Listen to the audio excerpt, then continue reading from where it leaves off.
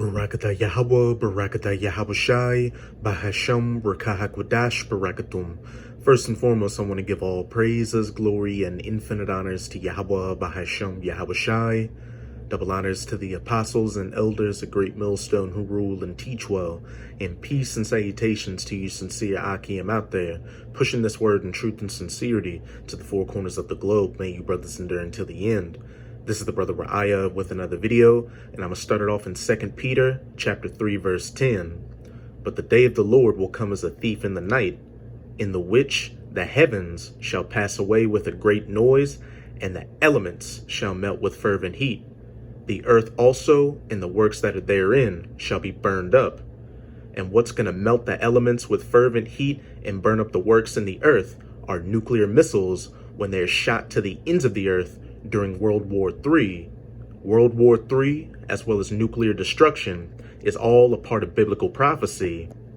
And I opened up the video with this verse to preface an article on apnews.com titled, "Worrying Trend, Post-Cold War Drop in Nukes Could Be Over." And that's exactly the case. The Most High is putting the spirit on these different heathen nations to gear up towards that third woe and to shoot those nuclear missiles, to melt the elements in the earth and burn up the works with fervent heat. This is Revelation chapter 9, verse 12. One woe or destruction is past, referring to World War I, and behold, there come two woes more hereafter. World War II, which is past, and World War III, which is quickly coming upon us. This is Isaiah chapter 9, verse 5.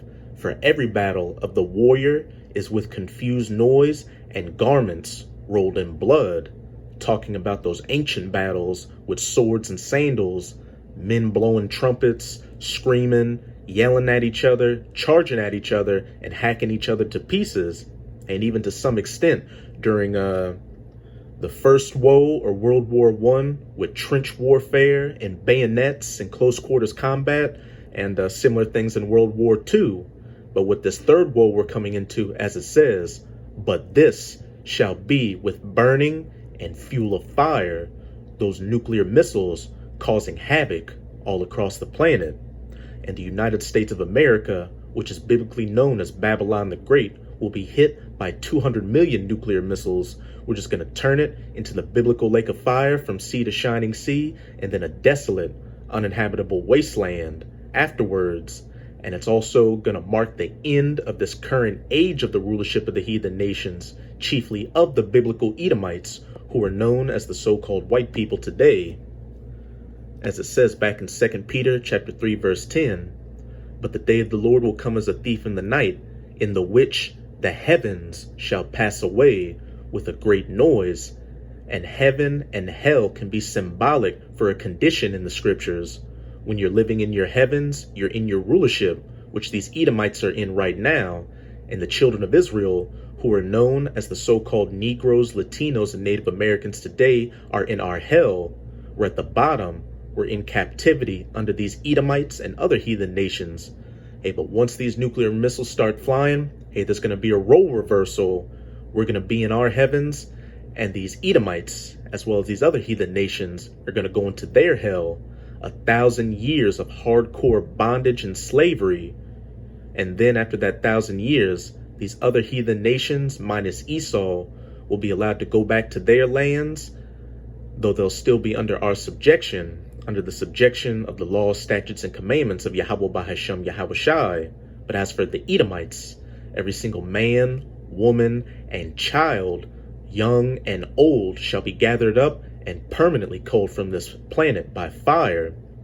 And as it says in verse 11, seeing then that all these things shall be dissolved, what manner of persons ought ye to be in all holy conversation and godliness? Hey, we should be diligently waiting for these things to come, Akim, and to you few sincere Akwat out there, because even though these things may sound terrible, they mark the end of our captivity and the beginning of our rulership. Verse 12, looking for and hastening, wanting this day to come since yesterday, unto the coming of the day of the Most High, wherein the heavens being on fire shall be dissolved, and the elements shall melt with fervent heat. by those nuclear missiles. But let's get into this article.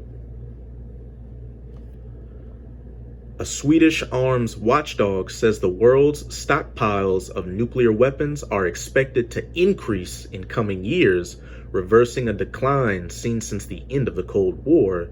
The Stockholm International Peace Research Institute, or SIPRI, said Monday that all 9 nuclear-armed countries are increasing or upgrading their arsenals, again, all through the will of Yahweh Bahashem Yahweh Shai. Real quick, let me get it. I believe it's in Proverbs 21.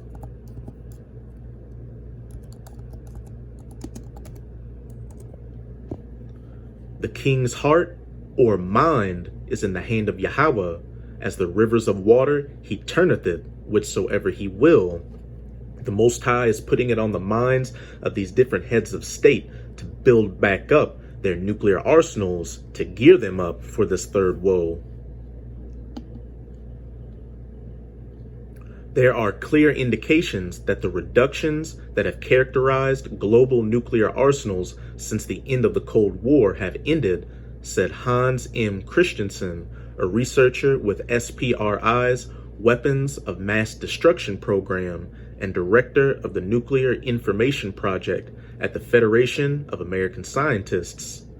The U.S. and Russia, who are going to be the 2 main combatants going against each other during this third woe, which hold 90% of the world's atomic weapons, saw their inventories decline in 2021 due to the dismantling of warheads retired from military service years ago, which hold that statement with a grain of salt, because all during Donald Trump's presidency, he took the U.S.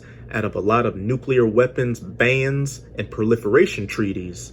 And Russia has been building up its nuclear arsenal and testing a lot of its nuclear capable weapons recently.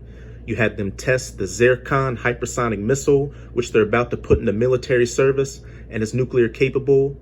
They've got the Poseidon nuclear submarine, and also they've tested the Sarmat intercontinental ballistic missile, which they've dubbed Satan II, which they say can destroy an area the size of Texas, which they're also planning on putting into military use.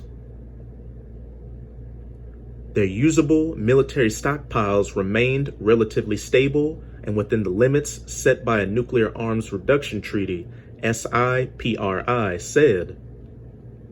The Research Institute said that the other nuclear states, Britain, France, China, which China about a year ago or so was confronted on how they were building hundreds of nuclear silos in a desert over there. And also Britain has also said that they're planning on building back up their nuclear arsenal. India, Pakistan, Israel, and North Korea, which North Korea is constantly testing nuclear capable missiles, are either developing or deploying new weapon systems or have announced their intention to do so. Israel has never publicly acknowledged having such weapons. But what do you think the case is with them? All of the nuclear armed states are increasing or upgrading their arsenals, and most are sharpening nuclear rhetoric and the role nuclear weapons play in their military strategies, said Wilfred Wan, the director of SPRI's Weapons of Mass Destruction Program. This is a very worrying trend. That is, if you're a heathen or 2/3 of the nation of Israel that wants to be a part of this world. But as for the hopeful elect, hey, these are the days that we're hastening for, because again, we know that once these nuclear missiles fly and this heaven or rulership of the heathens, chiefly of Esau, Edom, is dissolved, that's when our kingdom shall be established, where we will rule for eternity. Now let's get back into these precepts. This is Joel chapter 2. I'm going to start at verse 1. Blow ye the trumpet in Zion, and sound an alarm in my holy mountain, which is exactly what the men of the Lord, the prophets of the Most High, chiefly through GMS or Great Millstone, are doing by going out onto the highways and byways preaching this word, as well as putting up video epistles like this, sounding the alarm to the hopeful elect in the nation of Israel of the terrible times to come of Jacob's trouble, which is going to culminate in these nuclear missiles, and what they need to do to come back to their power, Yahweh Bahashem Yahweh Shai, so they can be saved from this destruction, and to also tell 2/3 of the nation of Israel, and you heathen nations as well, that for your wickedness, you're about to be burned up by these nuclear missiles, if you even survive that long from all these other calamities of Jacob's trouble, which are about to hit. Let all the inhabitants of the land tremble, for the day of Yahweh cometh, for it is nigh at hand, a day of darkness and of gloominess, a day of clouds and of thick darkness, as the morning spread upon the mountains, a great people and a strong, there had not been ever the like, neither shall be any more after it, even to the years of many generations. And that great people and a strong is speaking of those nuclear missiles, and where it says there had not been ever the like, that's referring to how these nuclear weapons came about very recently, beginning with those 2 atomic bombs dropped on Nagasaki and Hiroshima back in 1945 during World War II, that second woe. And where it says, neither shall be any more after it, even to the years of many generations, when these nations go to shoot their nuclear missiles, every single one will be fired. Not a single one will be left in any of these silos or other launch platforms. And then when the dust settles, Yahweh Shai Hamashiach, whom the world ignorantly refers to as so-called Jesus Christ, as well as those 144,000 hunters who were fishers of men right now prophesying on the streets, are going to have those new spiritual bodies, and we're going to begin rounding up you heathen nations and putting you into slavery, beginning with the elites. And we're never going to allow you to build weapons of war anymore. A fire devoureth before them, that warhead at the front of the missile, and behind them a flame burneth, that rocket booster at the back of the missile. The land is as the Garden of Eden before them. The land looks normal. You have cities, people, animals, parks, and behind them a desolate wilderness. When those nuclear missiles hit, it's going to turn the lands into a wasteland. Yeah, and nothing shall escape them. The appearance of them is as the appearance of horses, and as horsemen so shall they run. Like the noise of chariots, on the tops of mountains shall they leap. Like the noise of a flame of fire that devoureth the stubble, as a people set in battle array. Before their face, the people shall be much pained. When these people hear those sirens going off and seeing these missiles flying through the sky, they're going to be in a state of utter terror. They know that there's no escape. All faces shall gather blackness, or ash, or soot, these people being burnt to a crisp by these nuclear missiles. And a perfect visualization of this is that dream sequence in Terminator 2, where Sarah Connor saw America destroyed by those nuclear missiles. This is Zechariah 14, verse 12. And this shall be the plague wherewith Yahweh will smite all the people that have fought against Jerusalem. And Jerusalem is a people before it's a place. So it's talking about all you heathen nations that have confederated yourself against the children of Israel. And at the top of that list, as pursuant to Psalms chapter 83, are you Edomites. And like I said at the beginning of the video, the United States of America is going to be completely wiped off the face of the earth by 200 million nuclear missiles and turned into the biblical lake of fire from sea to shining sea, and then a desolate, uninhabitable wasteland afterwards. And America was the main place of affliction for the children of Israel, so it's going to get the worst destruction. Their flesh shall consume away while they stand upon their feet, and their eyes shall consume away in their holes, and their tongue shall consume away in their mouth. These people getting burned up by those nuclear missiles.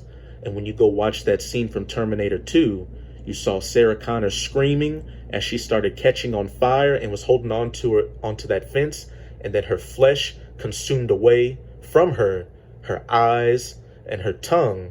Her skin was literally blown off of her while she stood, and all you saw was her skeleton left. So that's it with this video. And with this video, I hope you sincere Akim and Akwath were edified. Just keep strong. As we can clearly see, we're almost out of this final wicked captivity of the heathen nations, chiefly of the Edomites. And as always, I'm going to say Abad Babal, Kwam Yasharala, and until next time, Shalom.